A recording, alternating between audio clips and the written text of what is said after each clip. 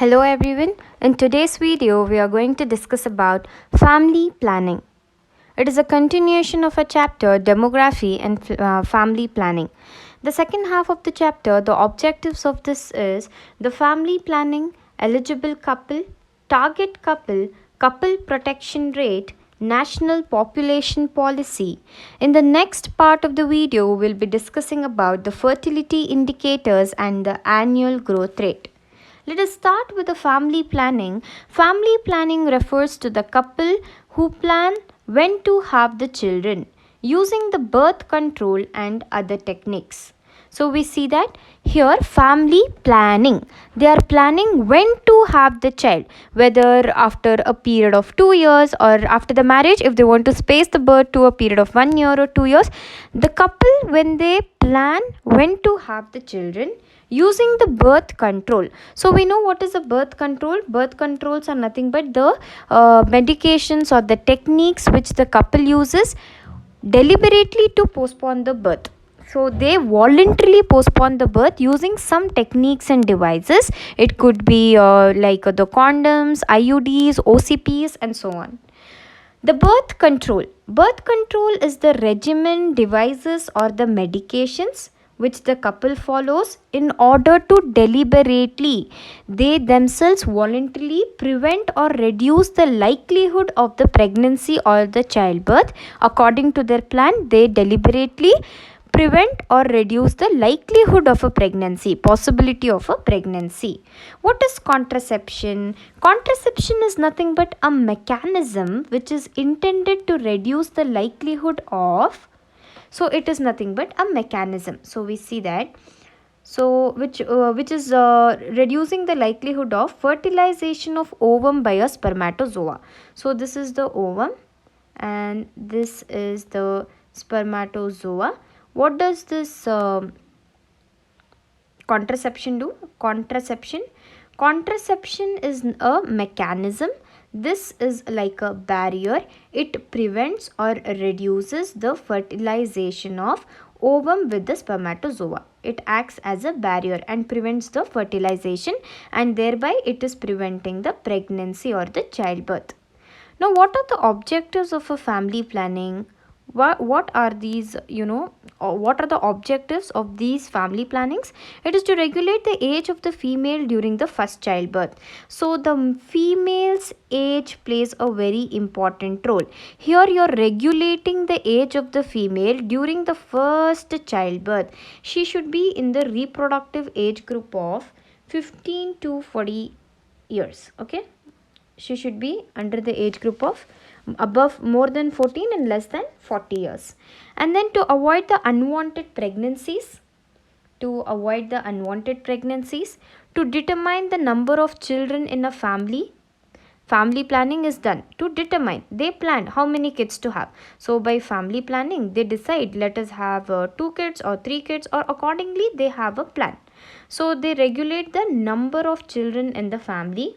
They prevent the unwanted births like 6 plus and all. Okay, to avoid the unwanted pregnancies, regulating the age of the female during the first childbirth, she should fall under the reproductive age group. And also to regulate the intervals between the pregnancy, first childbirth and then giving a gap of 3 years and then again a baby. So regulating or controlling the intervals between the pregnancies, and also to control the time at which the birth will occur in relation to the age of the parent. Okay, so the first baby at the age of 22, and then the second baby 27, and then last 30 if she has 3 babies. So she is planning her age according to the number of the child. Moving on, family planning will also include education. There are 2 types of education: sex education and parenthood education.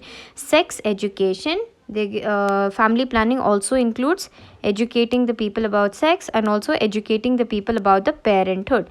Education includes sex education and parenthood. Then there is counseling. The first is education, then comes counseling.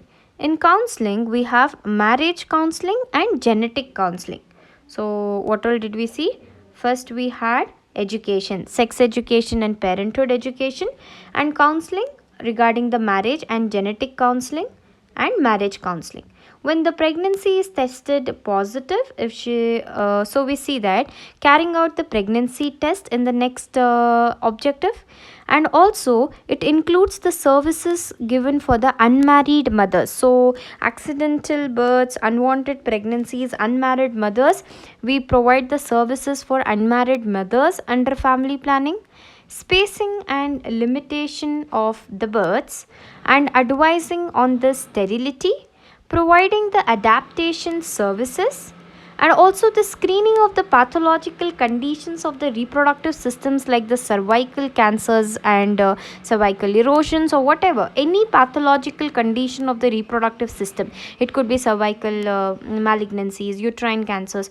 These pathological conditions screening is done. So we see that the family planning includes a set of other things as well, that is educating the couple, that is sex education and parenthood. Counseling, what are the two things, guys? That's marriage and genetic counseling. Counseling, marriage and genetic. Pregnancy test, so let us understand like this. Pregnancy test came out to be positive for an unmarried mother, so you gave the services to the unmarried mother and you educated her about the spacing and the limitation of the children. And after the completion of the family, the sterility advice was given, and the adaptation of the services, making the services available to them, encouraging them to adapt those services. And also timely screening of the pathological conditions of reproductive tracts was also done. So I hope the family planning, what all it includes, is very clear. With this we can remember: education, two things; counseling, two things; positive pregnancy test if an unmarried mother, explain her about the spacing and limitation if sterility advice is given later on, and adaptation services, and also screening. I hope it's clear. Now moving on, the parameters which are used in the evaluation of the efficacy of acceptance of family planning. Now what are these parameters which help us to understand how efficiently is the family planning being accepted by the population? How well people are following the methods of family planning? Are they performing this family planning? How can we assess it? The parameters which help us to assess is the spacing between first and second child. If the spacing between the first and the second child is 1 year, so which shows that the mother has not given a gap of 2 years or minimum 2 years between each child.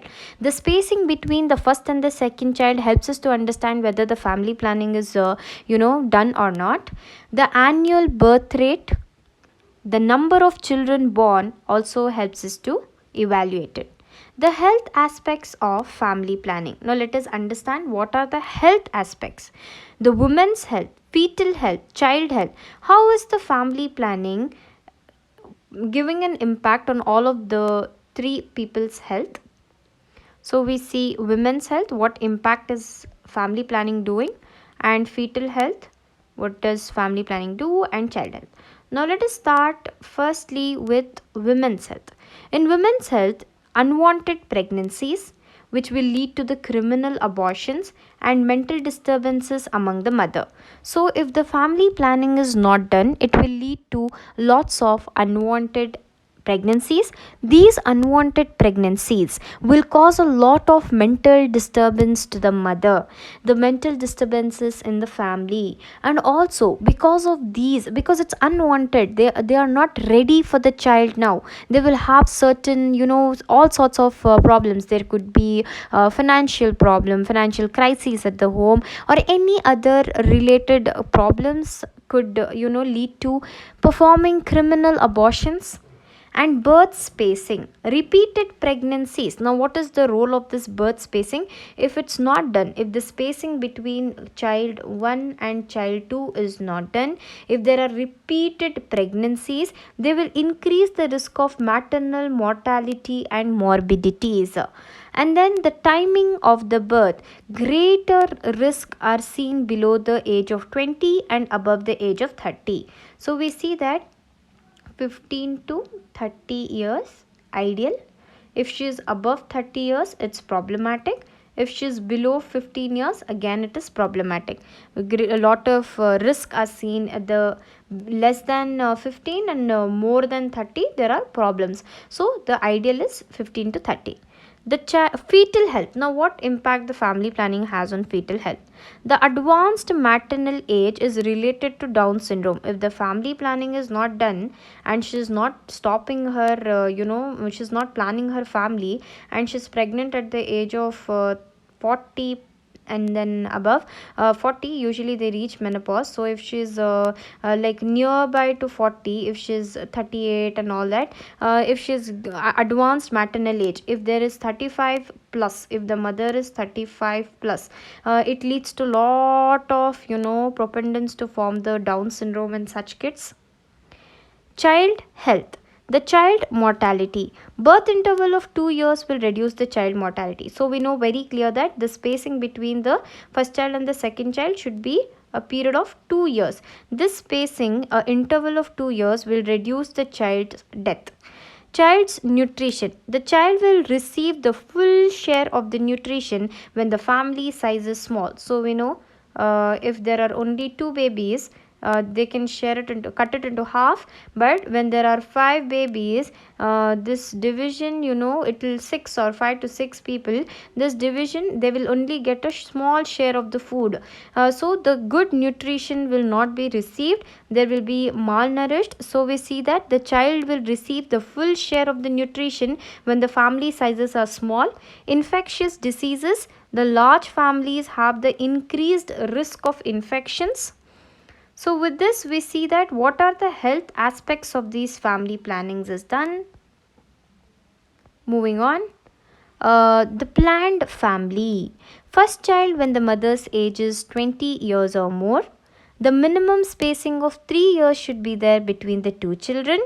Only 2 or maximum 3 children should be there in the family. So we see that what is a planned family? A planned family will have the first child when the mother's age is 20 years plus. Okay, she will be 20 years and above, and the space between the first child and the second child is 3 years. Only 2 or maximum 3 children are seen in a family.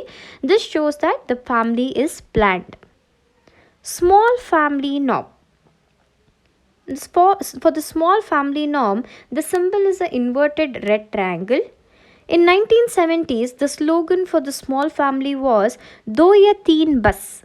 But then in 1980s campaign, the two-child norm started, and the current emphasis is on 3 themes. So we see that the symbol in 1970s was "Do ya teen bus." In 1980s, two-child norm. Hum do, hamare do. Two-child norm had started. And now the current emphasis is on 3 themes. What are those? Sons or daughters, 2 will do. Now we had 2 daughters. Now just don't go for the third one, I want a son. If you had 2 sons, I want a daughter. So they are planning son or a daughter, 2 will do. Second child is after 3 years. So they are saying that spacing between the 2 children should be a minimum of 3 years. Universal immunization. The immunization schedule has been set up, and all the kids need to be immunized compulsorily by the government. Universal immunization is followed for all the kids throughout the world. So the national target is to achieve the net reproduction rate of 1, which is equivalent to attaining the 2-child norm. So we see that for the net reproductive rate to be 1, okay, if we want 1 net reproductive rate, then it is equivalent to attaining 2-child norm, which is equal to, if the net reproductive rate comes to 1, it is equal to the 2-child norm being implemented successfully. To achieve the total fertility rate, so we see that if they want the total fertility rate to be 2.1, that is the 2-child norm policy is applied, which helps us to attain the net reproductive rate to be 1, for which the couple protection rate should be more than 60%. We have seen this already in demography. To attain the total fertility rate to be 2.1, the couples and the net reproductive rate to be 1, the couples should follow the contraception to more than 60%.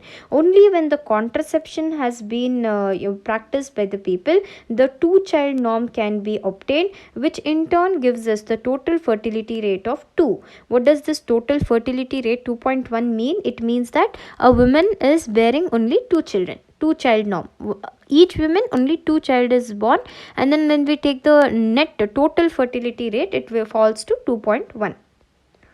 Now we are moving on to eligible couple. In eligible couple wherein the female is a reproductive age group of 15 to 49 years is known as an eligible couple. Okay, she is eligible if she falls under the age group of 15 to 49 years. In India, 15 to 18%, 150 to 180 eligible couples per 1000 couple in India. So we see that if 1000 couples are found in India, out of them the eligible couples are 150 to 180. Around 150 to 180 are the eligible couples out of 1000 couples. 20% of these eligible couples, so out of these, the 20% of these couples, so we see that the 20% out of these couples are under the age group of 20 to 24. Remember, 20% of eligible couple under the age group of 20 to 24, 20%. 2020. Okay, eligible couple register is maintained at the sub center. So this eligible couple registers and all are maintained at which where are these maintained? They are maintained at the sub centers. Contraceptive methods are preferred in the eligible couple. So contraceptive methods are highly encouraged in the eligible couple. I hope eligible couple is clear. Guys, a female which is in her reproductive age group, what is the age of that female? She is aged 15 years to 49 years. The females who are belonging to this age group, and this is the reproductive age group, they are known as the eligible couple. And we see that the eligible couples in India are 15 to 18%. Out of the 1000 couples, 150 to 180 are eligible. 20% out of this 150 to 180 fall under the age group of 20 to 24, and the register is maintained at sub center. Contraceptive method is encouraged. Now we're moving on to the third topic, that is target couple. The couple in which the female is in a reproductive age group. Now again, remember the eligible couple and the target couple, the definition, there is a minute difference which you have to remember. Here the couple is in the reproductive age group of 15 to 49. In target couple also the woman is under the reproductive age group of 15 to 49, but she has achieved the desired family size. The main thing is that there they are not speaking about the family size. Irrespective of her achieving the family size or not, eligible are the ones who fall in the reproductive age group of 15 to 49. Whereas here, target couples are those who fall under the reproductive age group of 15 to 49, and plus they have attained the desired family sizes, or at least they are having 2 or 3 children. Now their contraception method was preferred. We used to encourage contraception method in them. Here sterilization method, that is tubectomy, all such methods are encouraged in the target couple, because they have already attained the family size. It is good for her to undergo tubectomy. And now the term eligible couple is more widely used over the target couple, as target free approach has been replaced by the target oriented approach in the RCH program. So guys, let us throw some insight on this point. First, let me show you the difference. So we have 2 divisions. In the first, we have eligible couple, and in the second thing we have target couple. In the eligible couple, they fall under the reproductive age group of 15 to 49. Target also fall in the reproductive age group of 15 to 49. Plus, what does this target people have? They have received the family size, plus family size has been achieved. the family size is done. Okay, they have achieved their family. Here what do we do? Since the family is achieved, we suggest them sterilization, undergo sterilization, so that any further unwanted pregnancies can be removed. And then eligible couple, we encourage them to use contraceptives. So this was the main difference. Okay, eligible couple and the target couple. Now in target couple, they are using the target free approach.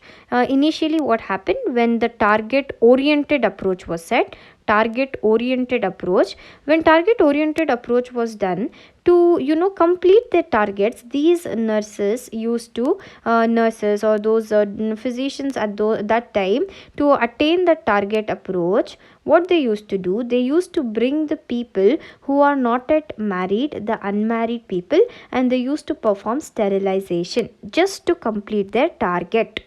They used to perform sterilization in unmarried people, and also the people who have not attained their desired family sizes. The couple has just one baby, and then they have already got that couple, and they have performed sterilization on them just to complete their target.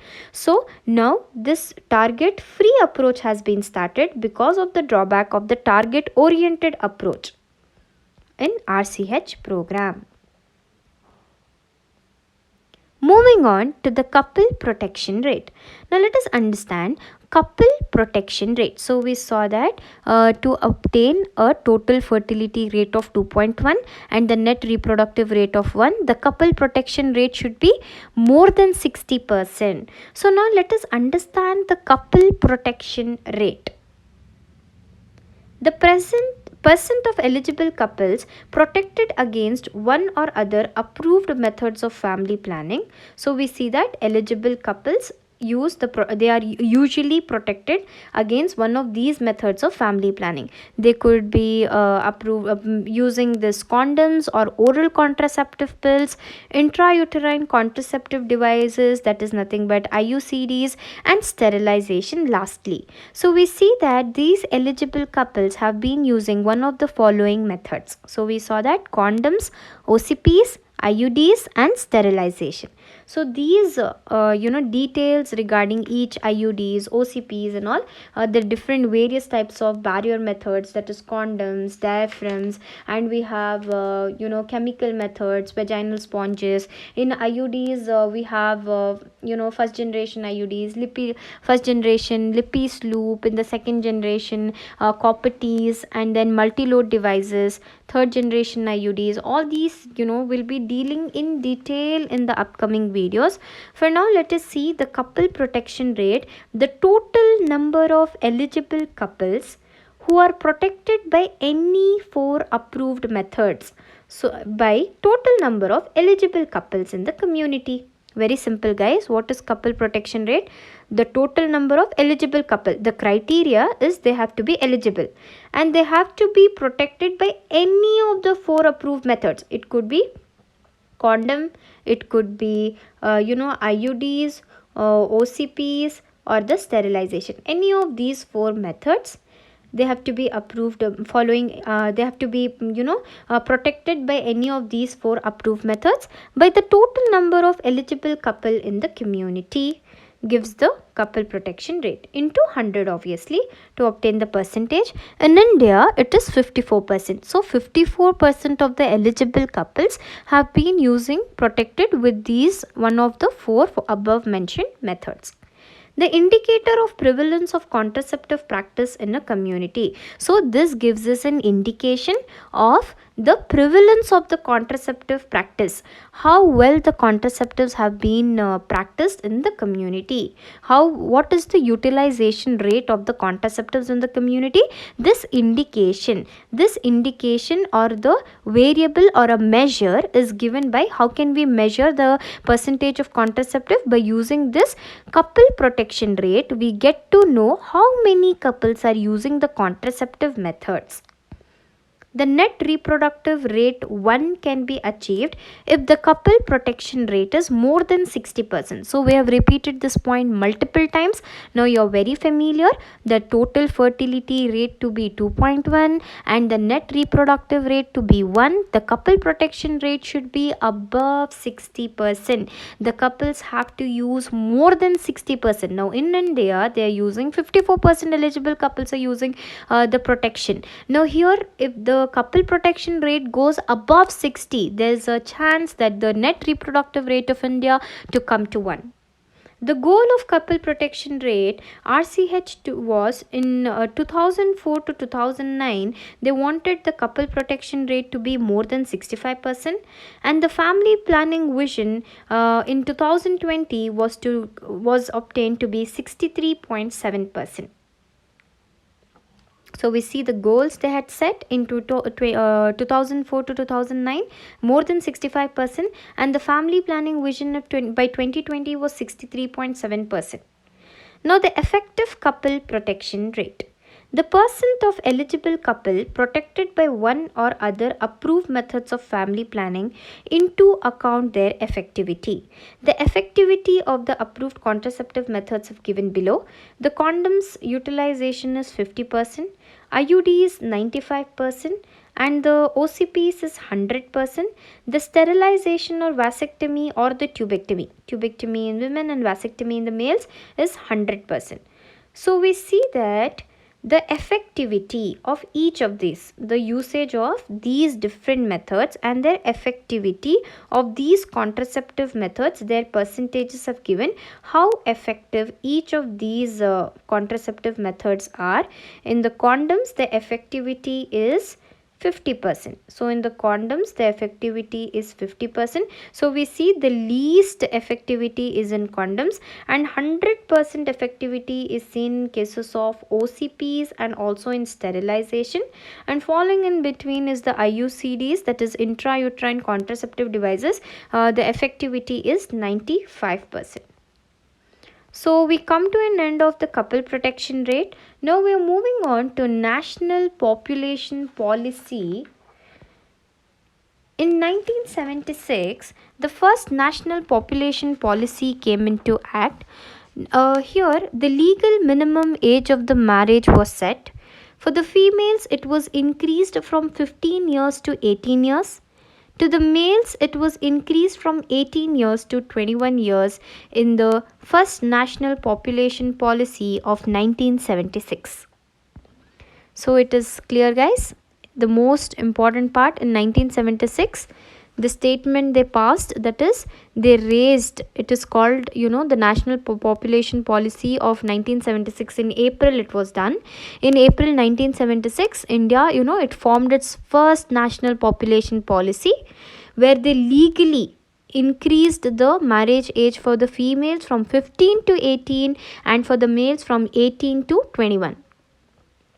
Now in 1977, the small family norm was adapted, and then in 1988 the goal for achieving the net reproductive rate of 1 by year 2000 was set, which was not achieved, but then the national health policy approved a parliament in 1983. They approved a parliament and they set this long term demographic goal. They set this demographic goal for achieving the reproductive rate of 1 by 2000, which was sadly not achieved. In 2000, they started this target free approach in the family planning services. So I explained you about this target free approach, wherein they used to get people who are not yet married, or who have not completed their families, and they used to set a target. If a target was set that in this month 100 couples need to be sterilized, to just complete the else some payment and all will be cut or something. So the just to get their amount, or also to incentives kind of things were also given if they completed the targets, above targets or so on. So they used to catch hold of the people, and those innocent people, they used to just sterilize them. So the target approach was there, and now by 2000 the target oriented approach was replaced by the target free approach. Because of this drawback, what did they do? They changed the target oriented to target free. in the family planning services. So this was there. Thank you. With this, we come to an end of the topics and of the part 1, and in the next we'll be dealing about the fertility indicators. I hope the video is clear. What did we deal with? The national population policy, remember the marriages age, the small family norm, and target free approach was done in 2000. Target free approach in 2000. So also you can remember like this, okay? 77 small family norm, 88 go NRR1, 77, okay, in 1977 it is small family norm, in 88 it is net reproductive rate of 1, and lastly target free approach in 2000, free 2000, okay. So with this we come to an end of all the topics of today's video. I hope everything is clear. If you like my video, hit the like button and subscribe. Thank you.